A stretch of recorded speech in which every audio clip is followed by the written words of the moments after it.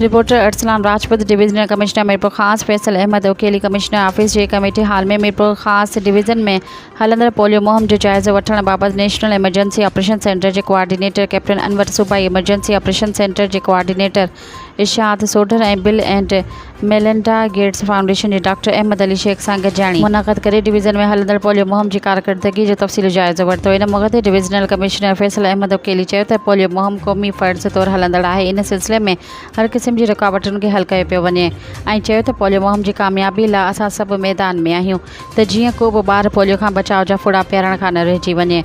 हुन वधीक चयो त हिते नेशनल ऐं सूबाई एमरजेंसी ऑपरेशनल सेंटर जे नुमाइंदनि जी मौजूदगी असांजे लाइ हौसले जो सबबु आहे।